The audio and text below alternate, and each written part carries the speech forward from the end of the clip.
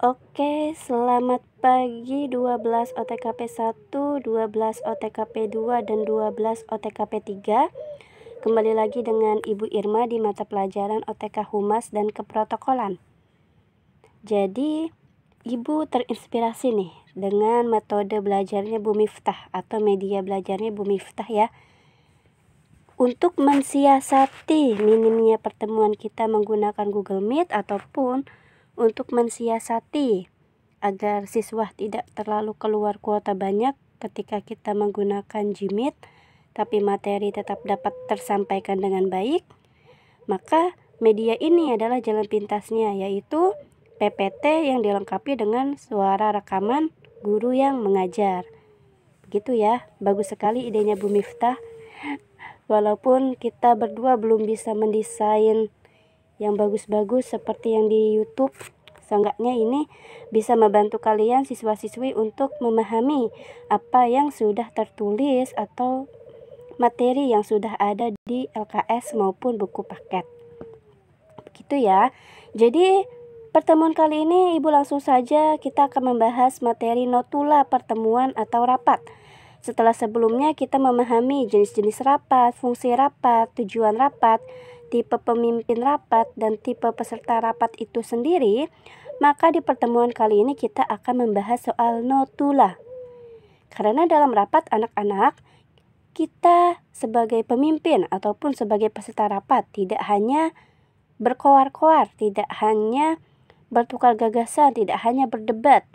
Harus ada satu orang yang mencatat semua yang terjadi dalam rapat. Biasanya dalam rapat itu kan agak riuh karena ada yang berbagi pemikiran, ada yang berdebat. Nah, kan pasti mereka tidak fokus. Pun bila tiap orang memiliki atau membawa notes ya dan mencatat. Biasanya kan ada ya yang rajin, peserta rapat yang inisiatif. Tidak suruh mencatat, tapi dia mencatat. Tapi tidak semua peserta rapat akan bisa mencatat perjalanan rapat dari awal sampai akhir dengan lengkap. Karena apa? Karena ya mereka harus fokus antara kejadian rapat atau berlangsungnya rapat dengan menulis. Biasanya seperti itu. Maka diperlukan seseorang untuk mencatat perjalanan rapat dimulai dari pembukaan sampai dengan akhir. Nah, seseorang itu nantinya yang akan membuat dokumentasi perjalanan rapat dalam bentuk tulisan. Bu, kalau misalkan dalam rapat ada dokumentasi berupa video dari bagian humas, publikasi dan dokumentasi, itu bisa disebut dengan notula enggak? Tidak. Karena notula atau catatan biasanya berbentuk fisik. Nah, bentuk fisiknya itu harus dalam bentuk tulisan. Ya, anak-anak harus dalam bentuk tulisan. Baik itu tulisan tangan, tulisan di Microsoft Word, ataupun tulisan menggunakan mesin tik. Itu yang dinamakan dengan notula. Pun jika misalkan rapatnya berlangsung panjang sekali, lama sekali durasi waktunya, boleh direkam menggunakan kaset ya. Kaset, bukan DVD, kaset.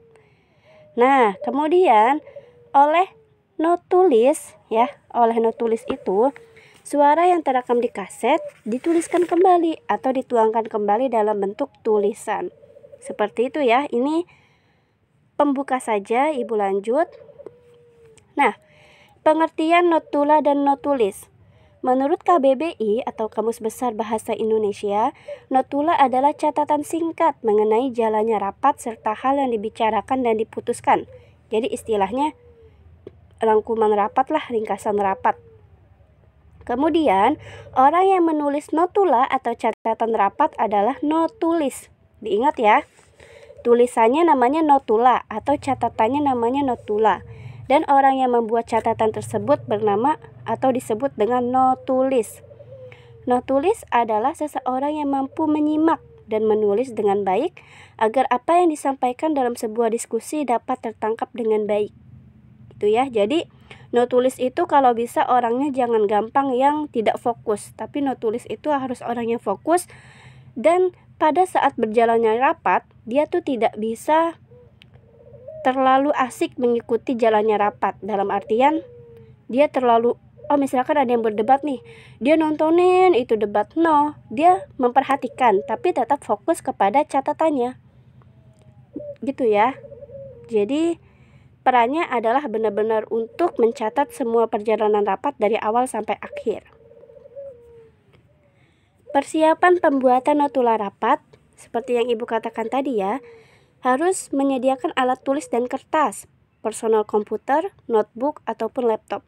Jadi kalau rapat zaman dulu anak-anak ya, rapat zaman Presiden Soekarno, ataupun zaman sebelum adanya gadget, ataupun komputer dan laptop, semua notula rapat ditulis menggunakan tulisan tangan.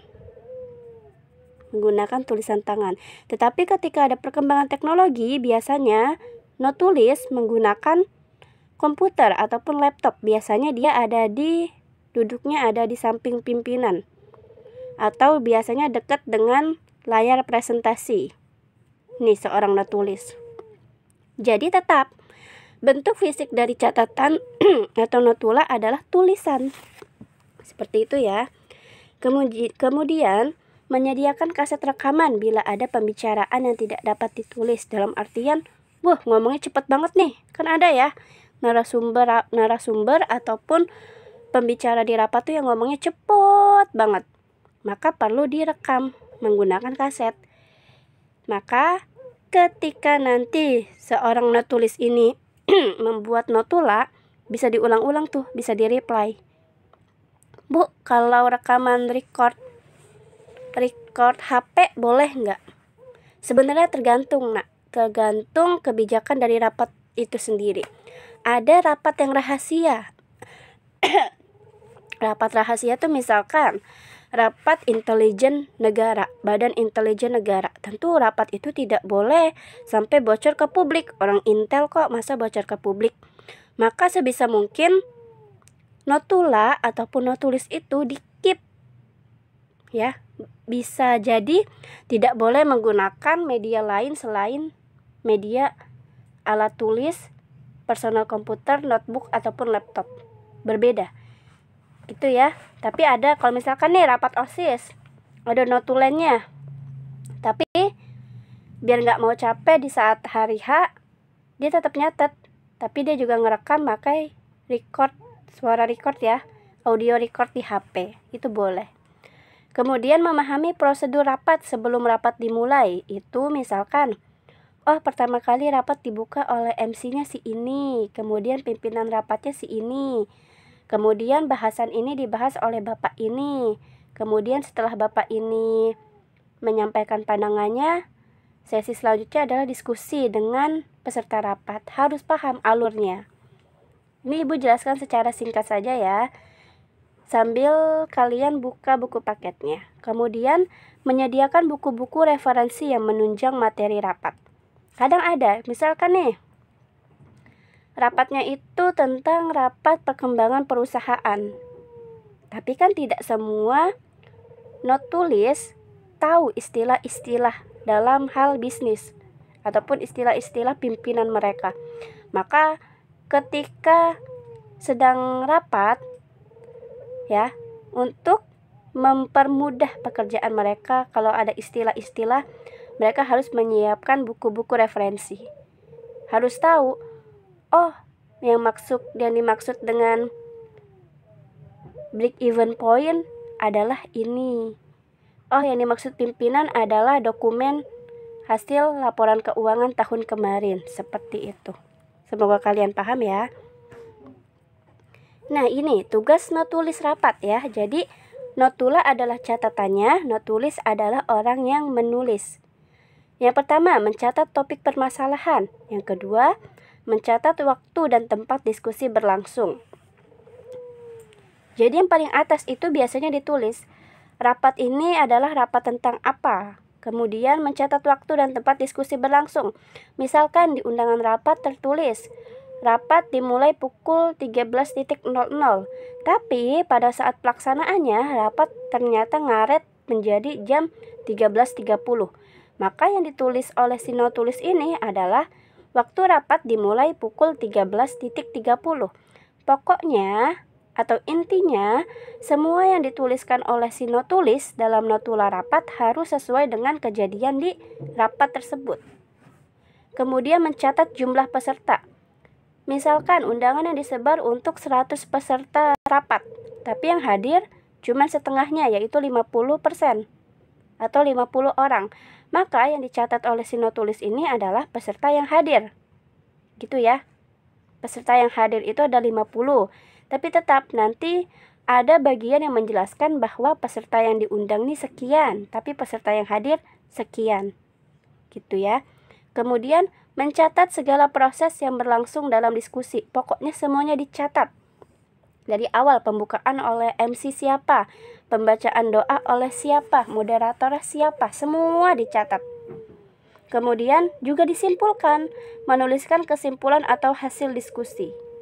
Dia membuat kesimpulan dari semua pembahasan yang dilakukan di dalam rapat. Biasanya di dalam rapat kan disampaikan kesimpulan ya oleh MC di akhir acara, dan itu harus ditulis oleh seorang notulis. Kemudian membuat laporan hasil diskusi, boleh berupa tulisan tangan. Tapi karena kita sudah maju ya, sudah teknologinya sudah maju, maka sekarang kebanyakan menggunakan soft copy ataupun mengetiknya tuh di Microsoft Word ataupun di media lainnya. Jadi ketika notulis ini diminta untuk membuat laporan hasil diskusi, itu biasanya tinggal print ataupun kalau misalkan disuruh unggah ya ke website perusahaan, itu gampang, tinggal ngunggah atau tinggal upload seperti itu. Kemudian mendokumentasikan catatan tentang diskusi yang telah dilakukan. Ini biasanya ya, kalau organisasi itu boleh di-share ke grup, itu termasuk dokumentasi. Boleh di-share ke website organisasi kalau memang ada. Kalau di perusahaan biasanya hasil notulis rapat yang memang berkaitan dengan misalkan perusahaan itu menjual saham atau ada masyarakat yang mempunyai saham dari perusahaan tersebut, dalam artian perusahaan tersebut sudah dimiliki masyarakat umum, tentunya yang memiliki saham ya. Maka hasil rapat boleh di-share kepada pemegang saham. Melalui media apa? Boleh melalui media email ataupun media website seperti itu. Fungsi notula rapat itu sebagai alat bukti. Yang pertama, kalau di buku itu dijelaskan contoh soal rapat dalam pengadilan. Tapi ini juga notula rapat bisa menjadi alat bukti di internal organisasi itu sendiri. Misalkan ya, Ibu sambungkan deh dengan penjelasan di buku paket. Perusahaan A tiba-tiba diperiksa oleh KPK karena ada penggelapan dana 100 triliun. Untuk membuktikannya di persidangan, maka KPK mencari alat bukti. Ternyata alat buktinya itu adalah berupa notula rapat. Di mana notula rapat itu pimpinan, misalkan ya, pimpinan menginstruksikan atau menyuruh manajer keuangan untuk mengirimkan dana 100 triliun tadi ke pihak yang berkaitan atau ke pihak yang dituju, seperti itu. Tapi ternyata itu merupakan penggelapan dana perusahaan. Bisa jadi. Semoga kalian paham ya. Jadi fungsi notula rapat itu adalah alat bukti. Kemudian sumber informasi untuk peserta rapat yang tidak hadir. Biasanya kan ya kalau di rapat OSIS ataupun rapat kepanitiaan gereja ataupun masjid, setelah rapat tuh biasanya ada yang gak hadir. Hasil rapat yang tadi apa sih? Terus biasanya si notulisnya, sebentar ya lagi gua rapihin nih notulanya. Seperti itu. Kemudian pedoman untuk rapat berikutnya, misalkan di kepanitiaan nih OSIS. Nanti yang pengibar bendera 17 Agustus si A, B, C ya. Itu rapat minggu kemarin. Tapi ketika rapat berikutnya, nanti pengibar bendera si Z ya. Terus dijadiin bukti dong, itu notulanya. Tapi di rapat pertemuan lalu di catatan notula ini, pengibar adalah si A, bukan si Z. Kok bisa berubah? Paham kan ya? Jadi kayak untuk mengcounter ataupun mempertanyakan kebijakan di rapat berikutnya yang tidak sesuai dengan rapat sebelumnya, seperti itu. Nah, ada jenis notula. Yang pertama itu notula harfiah. Penulisan notula secara kata demi kata sesuai dengan seluruh pembicaraan dalam rapat. Jadi, kalau notula harfiah, si notulis ini harus benar-benar fokus dan teliti, atau bahkan biasanya dia merekam dulu, karena kata demi kata harus sesuai dengan yang dibicarakan dalam rapat. Tidak boleh ada perubahan kata walaupun artinya sama, dan tidak ada perubahan kalimat. Tidak boleh ditambah-tambahin pokoknya. Misalkan di forum pimpinan rapat membicarakan, hari ini kita akan memulai rapat. Nah, maka itu yang harus ditulis oleh si notulis. Tidak boleh rapat hari ini dimulai pukul. Nggak boleh seperti itu. Harus plek sama yang dibicarakan dalam rapat. Kemudian biasanya berbentuk dikte karena menulis cepat ya. Kemudian tulisan stenografi atau rekaman. Dalam bidang administrasi perkantoran anak-anak,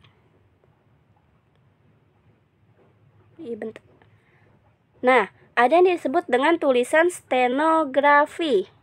Ini ya. Ada yang dinamakan dengan tulisan stenografi. Nah, tulisan stenografi adalah seni menulis cepat. Biasanya digunakan oleh seorang wartawan ataupun notulis. Gitu ya.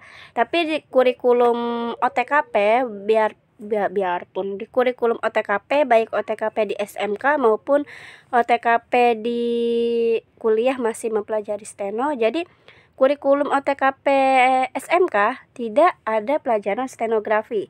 Karena apa, Bu? Karena sekarang sudah ada rekaman, sudah ada yang dinamakan dengan laptop. Jadi kan bisa mengetik cepat dibanding menulis dengan cara stenografi, seperti itu. Kemudian notula rangkuman. Nah, penulisan notula dilakukan dengan cara menuliskan rangkuman pembicaraan dalam rapat. Notulis dapat menambahkan kata atau kalimat dengan catatan sesuai dengan pembicaraan hasil rapat. Hanya bagian pembicaraan atau diskusi yang penting saja yang harus dituliskan dalam notula. Jadi kalau notula harfiah tadi harus plek sama yang dikatakan dalam rapat. Kalau notula rangkuman boleh diubah menurut notulis. Misalkan kan notulis kan sebagai pihak ketiga ya, sebagai orang ketiga. Boleh menuliskan menggunakan redaksi atau kalimat yang berbeda. Misalkan, rapat hari ini dibuka oleh pimpinan Pak Markawi SPDMM. Rapat dimulai pukul 17. Dalam rapat ini Pak Markawi mengatakan seperti itu. Kalau kalian belajar dalam bahasa Indonesia ada kalimat langsung dan kalimat tidak langsung ya. Berarti kalau di notula harfiah itu biasanya menggunakan kalimat langsung. Kalau di notula rangkuman menggunakan kalimat tidak langsung. Seperti tadi, Pak Markawi mengatakan bla bla bla bla bla.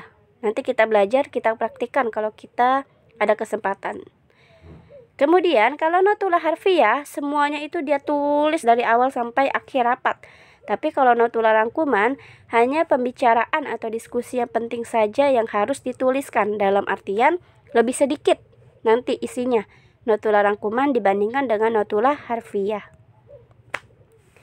Nah, isi notula ada judul notula, tempat dan waktu diselenggarakan rapat, nama pimpinan dan sekretaris rapat, jumlah peserta rapat yang diundang. Nah, seperti tadi ya yang sudah Ibu jelaskan, menuliskan jumlah peserta rapat yang diundang, jumlah peserta rapat yang hadir disebutkan dalam daftar hadir. Biasanya kan ada absen ya, nah itu dilampirkan di notula biasanya. Kemudian ada jumlah peserta rapat yang tidak hadir, acara atau agenda rapat, jalannya rapat atau risalah rapat dari pembuka sampai penutup rapat, tempat dan tanggal bulan tahun notula dibuat, tanda tangan pembuat notula, pengesahan oleh pemimpin rapat. Nanti kita coba buat ya. Kemudian pembuatan notula rapat yang baik dan benar, menuliskan tujuan rapat yang pertama. Dijelaskan ya, rapat ini bertujuan untuk memecahkan masalah yang berkaitan dengan bla bla bla bla bla. Kemudian pikiran-pikiran yang akan dibahas dalam kegiatan. Maksudnya adalah pokok-pokok bahasan apa saja yang akan dibahas dalam rapat tersebut. Kemudian saran dan keputusan dalam kegiatan. Menuliskan saran. dan keputusan dalam kegiatan. Ini biasanya disampaikan oleh pimpinan ya di akhir rapat. Kemudian ada waktu pelaksanaannya kapan dan pihak-pihak yang hadir dalam kegiatan rapat tersebut. Nah, ini sistematis penulisan notula. Yang pertama ada kepala notula paling atas, kemudian ada isi notula, kemudian ada bagian akhir notula, dan di paling bawah ada penanda tanganan. Nah, sekian saja materi dari Ibu ya. Nanti untuk lebih lengkapnya di sesi belajar menggunakan Google Classmeet akan Ibu jelaskan dan kita akan coba untuk praktikkan. Jadi di pertemuan atau di praktik pertama itu adalah praktik rapat tapi disambi. Ada yang berperan sebagai pemimpin rapat, ada yang berperan sebagai peserta rapat, dan ada yang berperan sebagai notulis. Seperti itu ya. Kurang lebihnya mohon maaf. Kalau ada yang ingin ditanyakan silahkan PC ataupun lempar ke grup kelas ataupun Google Classroom. Kurang lebihnya mohon maaf. Wassalamualaikum warahmatullahi wabarakatuh.